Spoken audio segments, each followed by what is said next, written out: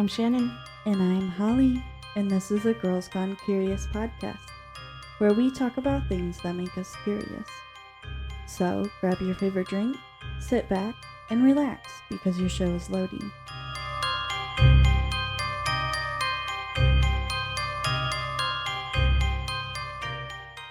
Today's episode includes the following trigger warnings: mentioning topics of domestic violence, sexual assault, strangulation, and murder. This podcast is not suitable for children. Please listen with care. We do apologize if we say any of the names or places wrong in today's case. This week's true crime category is Killer in Secret.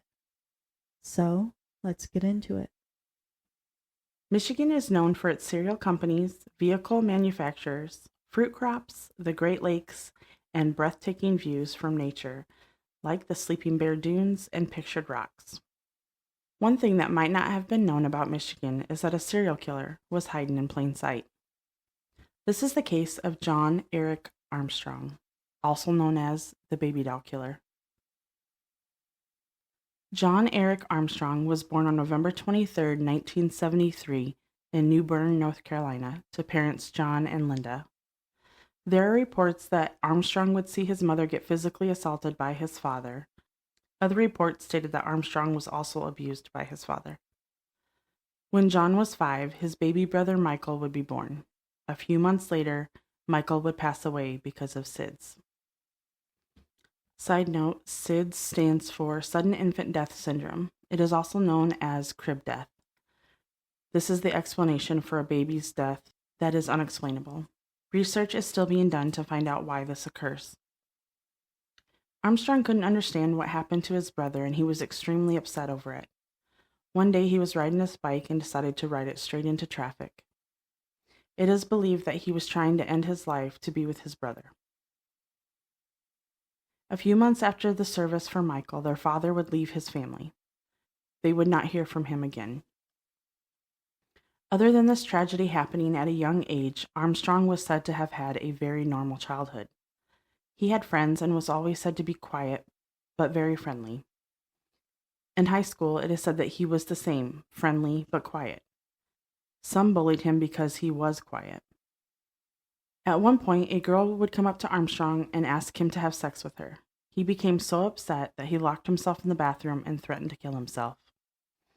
After this incident, Armstrong would check into a mental health facility for a 30-day stay. He would continue therapy because he believed he was still not over the loss of his brother. I had a hard time connecting the dots as to why that correlated with that, but that was his reasoning. Okay.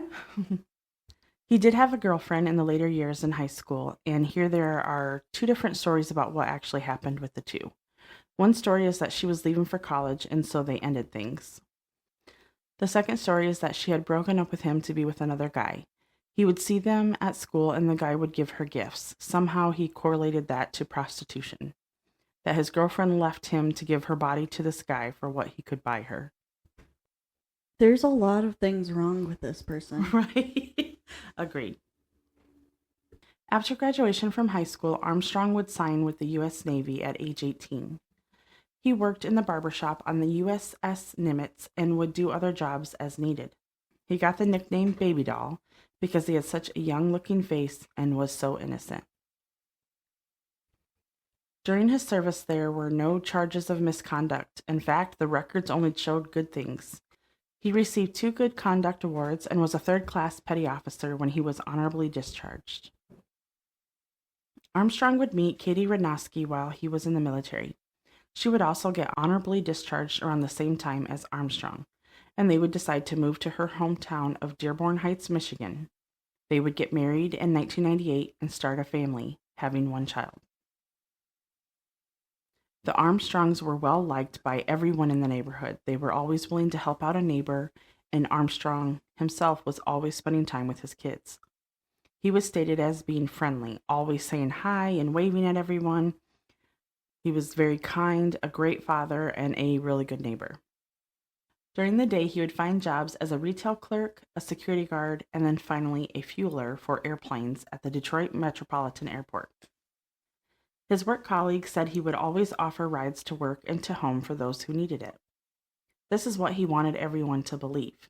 He only wanted people to see one side of him, the side that was the caring and devoted husband and father. The other side, his secret life. He would hunt, sexually assault, and murder women. Because, that's a normal secret life. Right. Totally normal. During the time the Armstrongs lived in Dearborn Heights, there was an area in Detroit that was known for the abundance of sex workers. It was Michigan Avenue. Michigan Avenue was just 10 miles from the Armstrongs' home. Kelly Jean Hood was a single mother working to provide for her children. She became addicted to drugs, and to help fund her addiction, she turned to sex work. She would be found murdered on April 10th, 2000 by some railroad tracks. Natasha Olejnik was working on Michigan Avenue in August of 1999. A man pulled up to Natasha, asked her for a date, and she said yes. She was staying at a hotel close by, so they just figured they'd go back there. Once in the room, the man started acting really weird and went into the bathroom. Then he came out, said something to the effect of he couldn't do this, and walked out the door. Natasha didn't think anything of it and carried on with her night. A little while later, there was a knock at her door, and she opened it. It was the same man from earlier. She didn't think anything of it, just that maybe he had changed his mind again. He came in, shut the door, and began stabbing her multiple times. She would fall onto the bed, and he would grab a telephone cord and wrap it around her neck several times. Natasha would pass out, and the killer, thinking she was dead, would leave. Natasha would wake up and race to get help. It's kind of like very abrupt and blunt, like to the point, but Natasha would quit her job that night as a sex worker. I probably would too. Yeah. December 1999, Monica Johnson's boyfriend took her to work. He dropped her off close to Michigan Avenue. He would watch her walk up the street, and that would be the last time he saw her. A man was spotted picking her up for a date. She said yes, and by the end she had been strangled and tossed from his vehicle. Someone walking by saw Monica on the ground and called the police. When ambulances and police arrived, Monica was still alive, but unfortunately she passed on the way to the hospital. At this time, there were no leads to go on for either case. There wasn't any footage of the killer on any of the CCTVs that was requested, even though there was witnesses, but you know how that goes. Yeah. January 1st, 2000, Wendy Johnson is working when a man pulls up and asks for a date. She says yes and gets in his vehicle. He kills her and then drives to a different location from any of the other areas that the victims were found. He throws her into the Rouge River and drives away. Side note, the Rouge River at that time did not have a strong current. It was estimated to be about 50 yards wide and the deepest parts only 6 to 8 feet deep. The river has 4 branches and mainly begins in Rochester Hills and ends in the Detroit River. The branches consist of main, upper, middle, and lower, and is around 570 miles when combined together. That's a lot of water. Yeah. January 2nd, 2000, the same man who attacked and murdered Wendy went on about his life like nothing happened. He got up the next day, went to work, but then decided he wasn't feeling well. He told his boss he had to leave work because he wasn't feeling good. He drove over the bridge, parked, and walked up to the edge. In the water was Wendy. The man flagged down someone and asked if he could call the police because there was what he thought was a body in the water. The police arrived and asked him to explain what had happened and then asked him for his ID. It read John Eric Armstrong. During questioning, Armstrong explains that he wasn't feeling well and pulled over because he was going to vomit. When he leaned over the bridge is when he saw that body. He then offers an apology for not knowing more information. Police weren't buying it. It was too much of a coincidence that on a day he was feeling sick, he just happened to be going out of the way of his home to stop on a bridge, and it just so happened that there was a body in the water at that location. Also, the witnesses that saw him walk over to the side of the bridge, they said that it looked like he was trying to force himself to vomit. So, like he was over-exaggerating or just fake, like you could tell he was faking it. Yeah. Police would begin to follow him. They asked if they could search his silver Jeep, and he agreed. During the search, one officer noticed gold flakes on the floorboard of the passenger side. They appeared to match the gold shoes that Wendy was wearing the night she was murdered. With this new information, a warrant was obtained for samples of Armstrong's saliva and blood. At this time, in 2000, DNA processing had come a long way, but it was still taking months for test results to come in. The judge, not seeing enough evidence to hold Armstrong, was ordered to be released. While waiting for the DNA results to come back, he would attack again. Wilhelmina Drake was waiting for the bus one night. Armstrong pulled up and asked if she needed a ride. She gets in and tells him her address. He begins heading in the right direction, but instead of turning right on the road that she said, he turns left. Wilhelmina tells him it's the wrong way. He pulls over and grabs her. Wilhelmina maces him and is able to get away. I don't believe her story was ever reported to the police until after the fact that he was arrested. April 7th, 2000. Devin Marcus is attacked and almost killed by Armstrong. Devin does tell police about this attack. Cynthia also tells police of her attack that happened earlier at the hotel room. April 10th, 2000. A passenger train is traveling through the Detroit area, and a passenger is looking out the window at the scenery. The passenger explains to the conductor that they believe they saw a body next to the tracks. The conductor notifies the police. When police arrive on scene, they determine that what the passenger saw was a body. The female had been sexually assaulted and strangled. The police begin to block off the crime scene. When they walk more around the area, they find 2 more bodies. Both victims were sexually assaulted and strangled. All 3 victims appeared to be posed as if to try and demean them. And what I mean is, like, their clothes, like they might have had their top part of their clothes on, but all their, like, underwear, skirt, pants was all down, and their legs were spread. Basically to make them seem less important, Yeah. or like try to sexually pose them, Mm-hmm. since they were sex workers. Mm-hmm. That's what I'm assuming anyway. Yeah. All 3 of the victims were not covered up in any way by trees, grass, or debris, or anything really. It appeared they were just dumped there, and each body was in different stages of decomposition, so the killer came back multiple times to the spot. The victims would later be identified as Nicole Young, Renee Marie Felt, and Kelly Hood. Armed with information from the survivors who came forward, police wanted to interview more of the women who worked on Michigan Avenue. 3 women described Armstrong.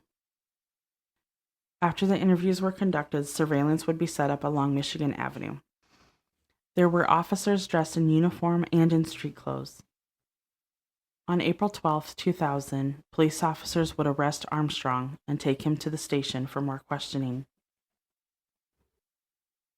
During the ride, Armstrong can be heard mumbling, and the officer in the passenger seat heard Armstrong say, quote, "I'm glad it's over. I'm glad you guys got me." Bullshit. Yeah. During questioning, it doesn't take long for Armstrong to admit to killing the 3 women that were found by the train tracks. It didn't seem the police were ready for the next information, though, that Armstrong said. He would confess to several murders, not just in Michigan and not just in the United States, but also the world. Armstrong explained that while he was in the Navy, he was on the USS Nimitz. That ship would dock in areas all over the world, and there were several occasions where he would find a sex worker. Then he would sexually assault her, kill her, and dump her body out in the open like the others. He listed victims from Michigan, Virginia, Hawaii, North Carolina, Hong Kong, Japan, Singapore, Korea, Thailand, and Israel. He stated he killed over 30 women.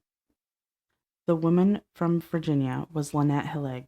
Lynette had been sexually assaulted, murdered, and then he ran over her body with his Jeep. What the fuck? Yeah. March 2001.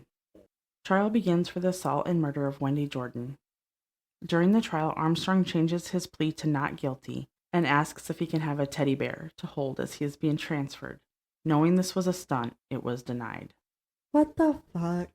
Yeah, because he's really trying for the insanity plea. Prosecution before this didn't know if Armstrong was going to try for an insanity plea or what the angle was, but the evidence was stacked against Armstrong. DNA results would finally come back from the analysis. Fibers from the Jeep matched fibers found on Wendy. DNA of Wendy's had been found in the Jeep, and the semen found inside of Wendy matched Armstrong's. April 3rd, 2001. Guilty verdict came back, and he was sentenced to life in prison without the possibility of parole. June 18th, 2001. The verdict of guilty came back for the assault and murder of Kelly Hood. He received life in prison without the possibility of parole. And by this time, I'm thinking that they wanted to do each trial separately so each victim could get their own. Which, by the way, how do they decide? I mean, I can save this to this end. Mm-hmm. No, it's fine. How do they decide if they should do a trial all together or separate?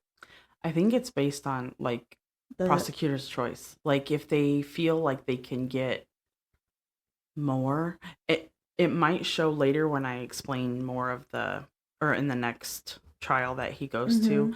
I think it just depends on, like, the prosecutor's choice. Like, if they feel like they can get more out of it, or if they just want to get it over and done with in one trial. Yeah.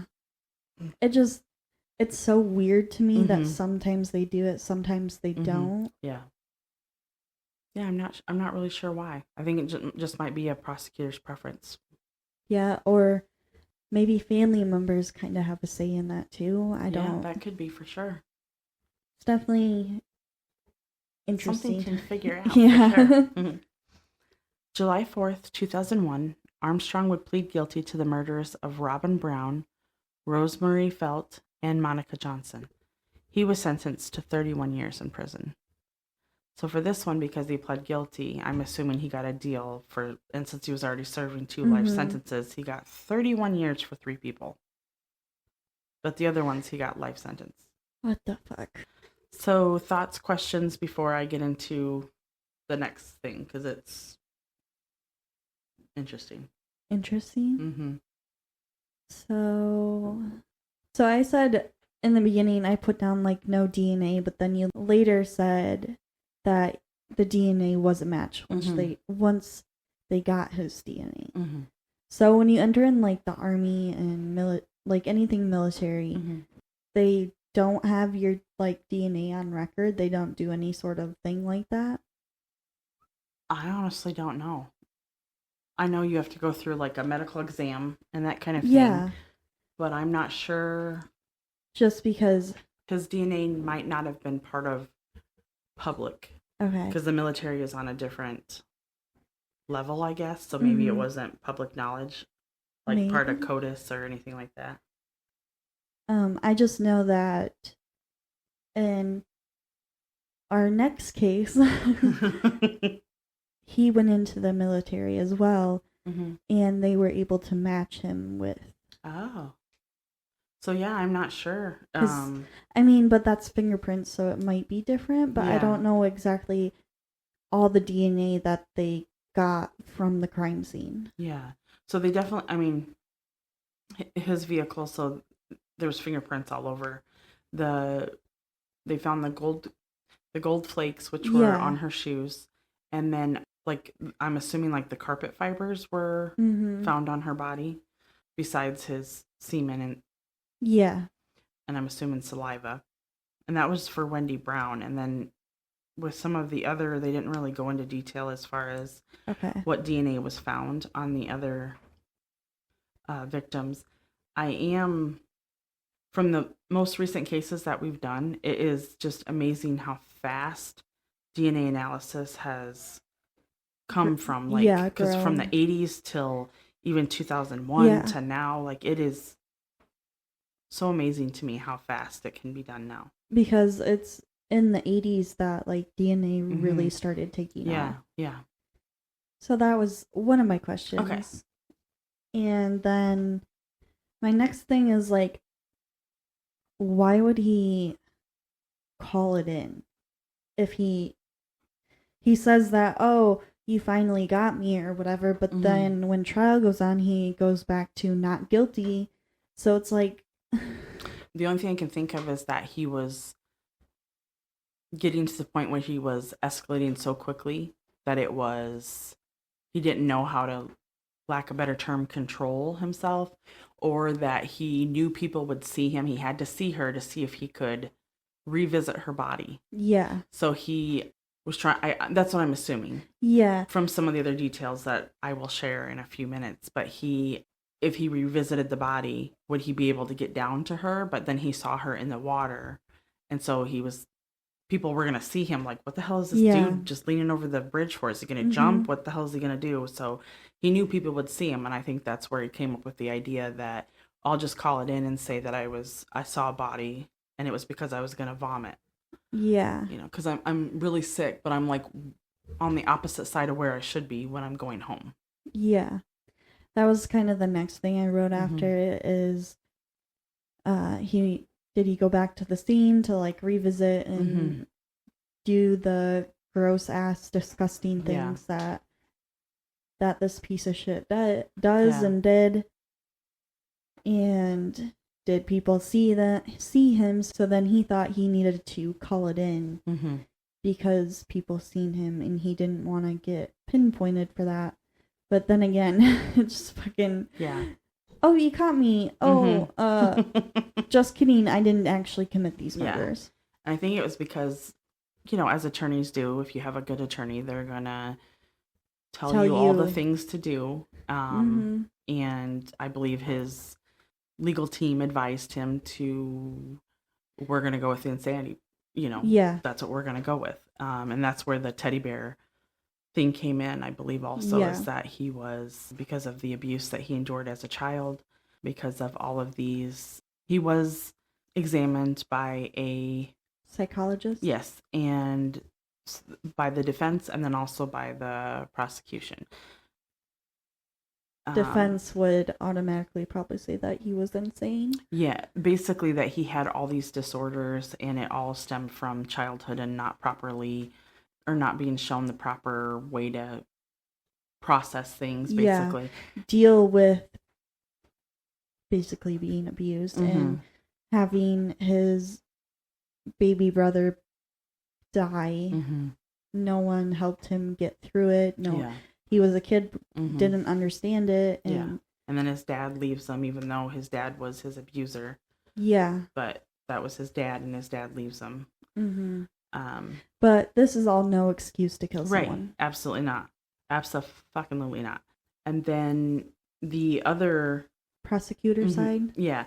They determined that he definitely knew right from wrong. He knew what he was doing, and that he does not have any disorders that the defense is trying to claim. A lot of the times I see if the psychologist on the prosecutor side does say that they have a disorder, usually they also say like they still know right from wrong though. So it's like yeah. Anyway, I don't really know where I was going with that, but yeah. Agreed that they usually put in that tidbit as well. Yeah. In their professional opinion. Yeah, but always the defense sides always say, oh, he's insane, he has this, and this, so you can't hold him accountable for that. Yeah. Yes, we fucking can. Yep. Even if he's insane, he still killed someone. Yeah. Well, multiple someones. Yeah. And at least, like, so he's been convicted of 5 murders. There is 11 that they believe they can verify, but have not...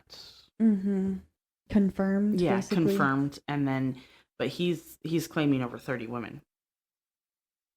pretty much in And- every single port that he ever went to when he Yeah. was in the military.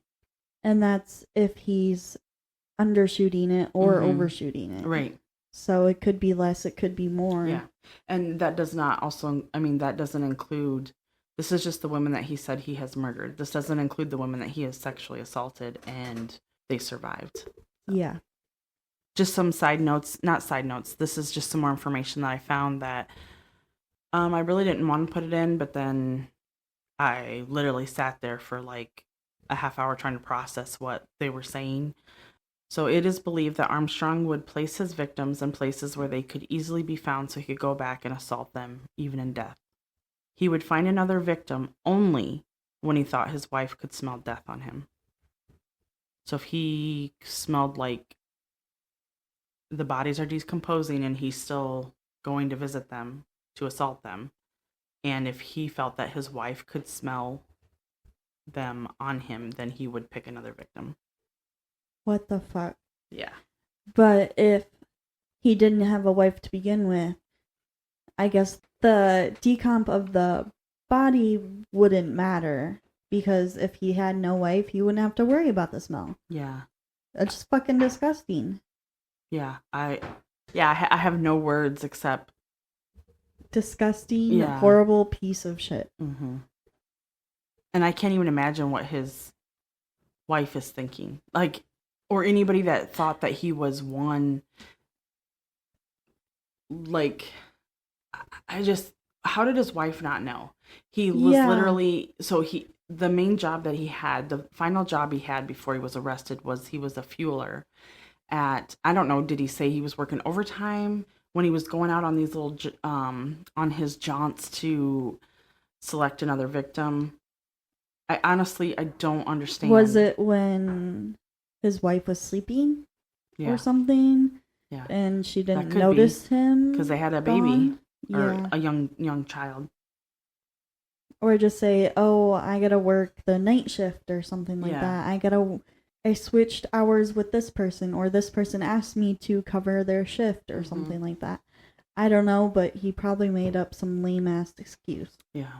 And it wasn't an every night thing. From very close to at least every month. Very close to once a month at least. And then he's assaulting these bodies and then going home and probably his wife as well. Doing his wife. Yeah. It's fucking disgusting, and the wife never knew. At least I hope she never knew. Yeah, I hope so too.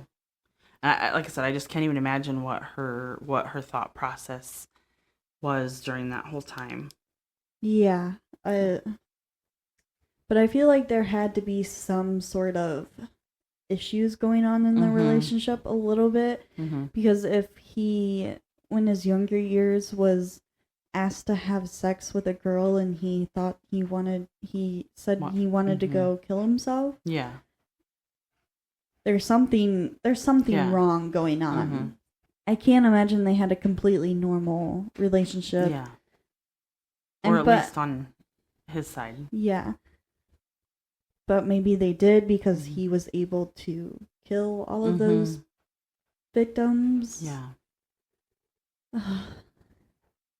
Yeah, pretty fucking wild, weird ass shit. Disgusting ass shit. So the next point I wanted to bring up is is his nickname, Babydoll. So there's an image of his Jeep and the license plate reads Babydoll. This was also something noted that he and his wife used as nicknames for one another. So there was like a bunch of different things. So he got the nickname in the Navy because he had such a baby face. Yeah. And then it just continued, and then that's what he started calling his wife, and he was driving the Jeep, and... Oh, okay.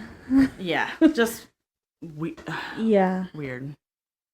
The last little point that I had, at least for this specific instance, is his mother had made a statement that her son was named after his father, so John. Armstrong didn't like to be called by his first name because of the abuse he endured as a child. Now, his mother said that he was both physically and sexually assaulted by his father. So I don't know if that's where his, like, if that morphed into something more, and like when the girl at school propositioned him with sex, he was freaking out. Like, yeah, because of stuff going on at home. Yeah. It's possible. But yeah, there's definitely... I mean, I would say that there is something, clearly there's something wrong because he's killing people, but there was something wrong before, and he did check himself into a mental health facility, which says a lot that he did do that. But yeah, did he actually... I don't know what kind of help he got when he was there. That's not going to be any information open to the public. But I don't know if he just went through the steps and wasn't like actually following through with anything. I really don't know. And it's definitely no excuse for what he did. No, absolutely not. But I will say having a shit child background often leads to these type of people. Mm-hmm.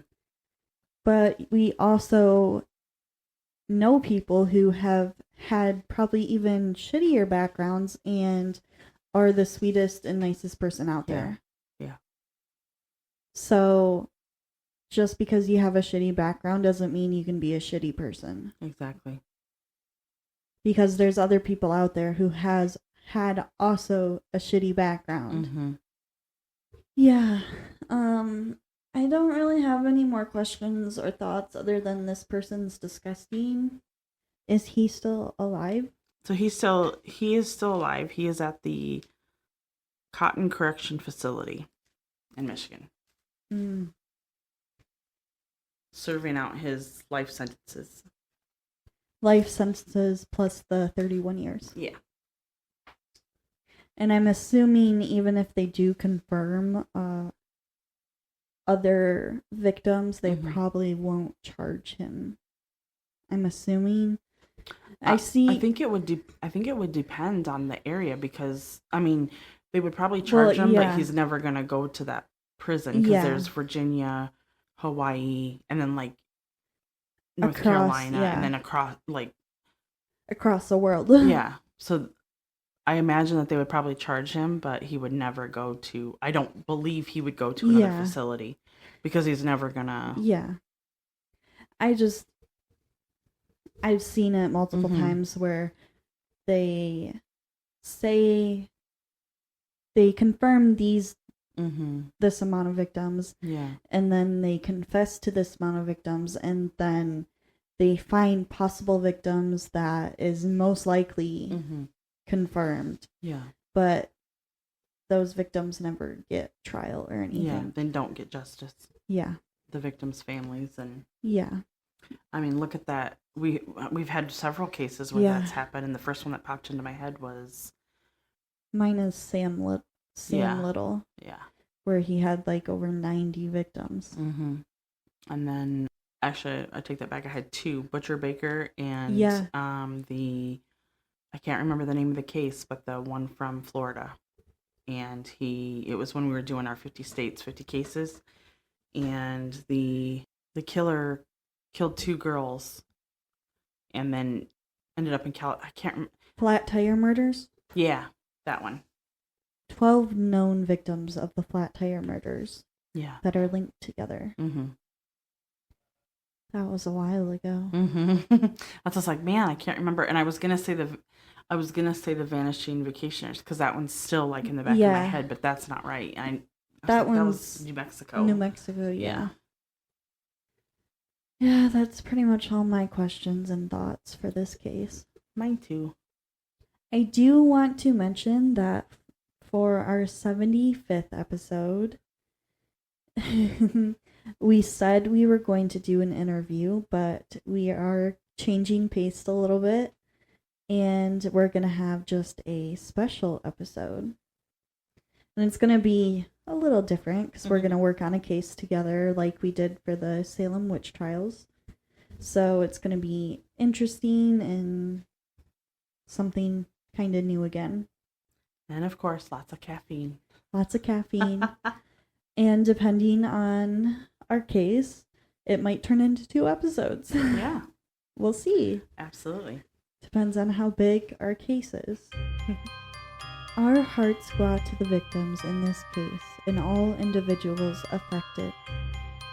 With that is all we have for today. Thank you for listening. If you have any questions or comments, you can find us on Spotify, YouTube, TikTok, and Instagram at Girls Gone Curious Podcast. Until next time.